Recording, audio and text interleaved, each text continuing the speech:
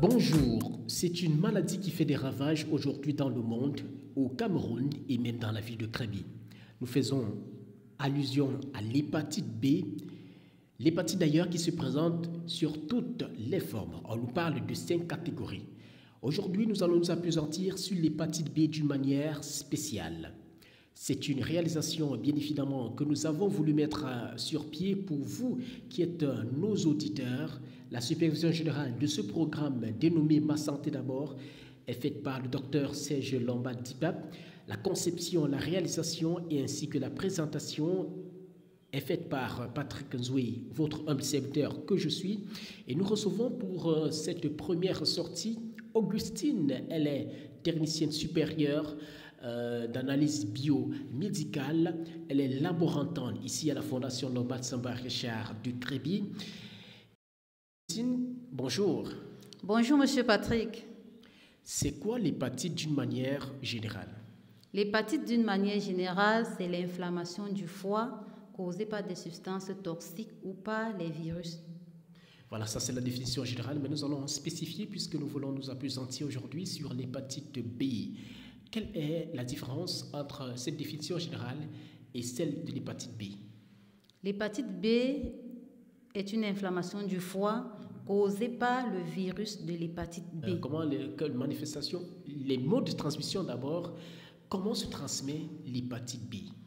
Le virus de l'hépatite B se transmet par les piqûres des seringues, des tatouages, des piercings, de l'exposition du sang, des produits biologiques contaminés comme la salive, les écoulements menstruels, les sécrétions vaginales ou le liquide séminal. Donc ça veut dire que même à l'hôpital, lorsqu'on vous injecte avec, si on vous prélève avec la seringue de quelqu'un qui a de l'hépatite, vous pouvez être atteint de cette hépatite si on vous prélève avec cette même seringue? Bien entendu, monsieur Patrick. Et même lorsqu'on est dans la rue, on est dans un restaurant, si on partage peut-être le même verre, ça peut causer ça? Dans le restaurant, on peut facilement contacter l'hépatite A en ce moment. Voilà, puisque nous sommes au niveau de l'hépatite B, comment se manifeste l'hépatite B? L'hépatite B, comme toute autre maladie, ont presque les mêmes symptômes à première vue. On peut noter la fièvre, les nausées, les vomissements, l'anorexie généralement appelée manque d'appétit, les douleurs articulaires et musculaires.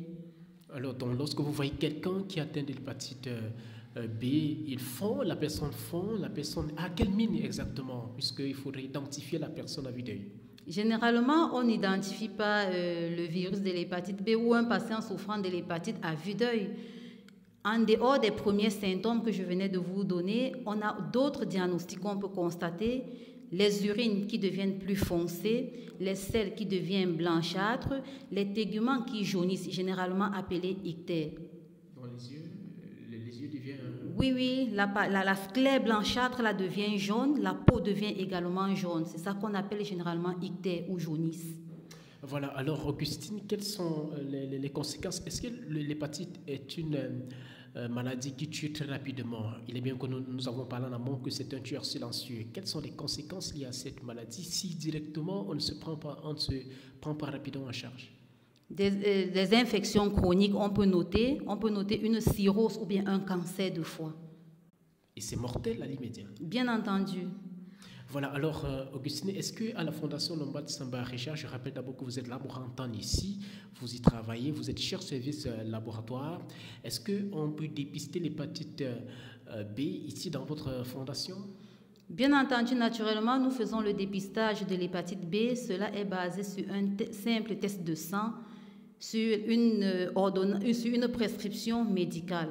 Il y a le matériel adéquat pour ça? Le matériel est adéquat parce que lorsque nous finissons de faire un test de dépistage, s'il est positif, nous recherchons directement les marqueurs de l'infection, les antigènes et les anticorps.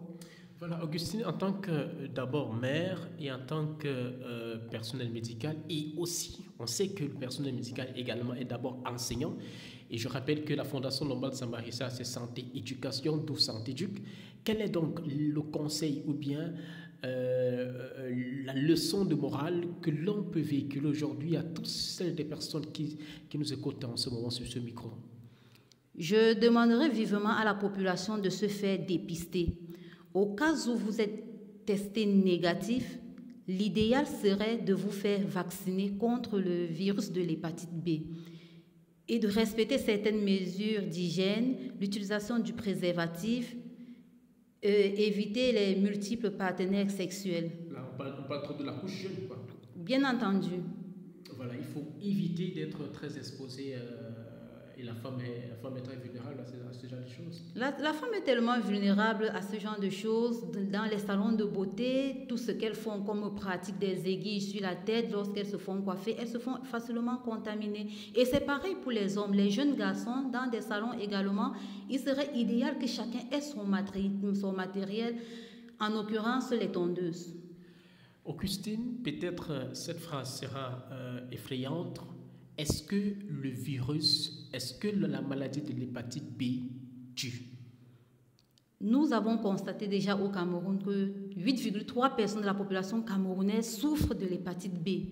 Et si vous n'êtes pas prise en charge à temps, cette maladie vous amènera à la tombe puisque les conséquences sont visibles. Vous aurez une cirrhose de foie, vous aurez un cancer et le cancer ne se soigne pas comme le paludisme. Très bien expliqué ici sur ce micro de la Fondation Nobel Samba Richard lors de ce programme Ma Santé d'abord. Alors Augustine, nous voulons vous remercier pour ce passage accordé à la cellule de communication de la Fondation Nobel Samba Richard et nous reviendrons certainement sur d'autres projets en matière de laboratoire pour mieux nous expliquer pourquoi pas parler également de l'hypertension artérielle. Mais pour cette première sortie, nous voulons vous dire merci d'avoir accordé une interview particulière à la cellule de communication de la Fondation Nobel Samba Richard de Créby. Je vous remercie, Monsieur Patrick, je suis très honorée. Mesdames, Messieurs, nous étions en compagnie d'Augustine, la technicienne supérieure d'analyse biomédicale en service à la Fondation Nobel Samba Richard de Créby, chef service laboratoire. C'était bien sûr votre programme Ma Santé d'abord. Je le disais tantôt, la supervision générale était assurée par Serge Lombat Dipa.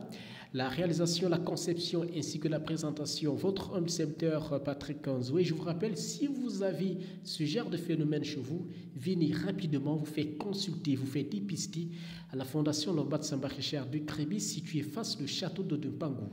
Vous serez servi car nous sommes une référence en matière de médecine et plus précisément de l'imagerie médicale dans la ville de Créby.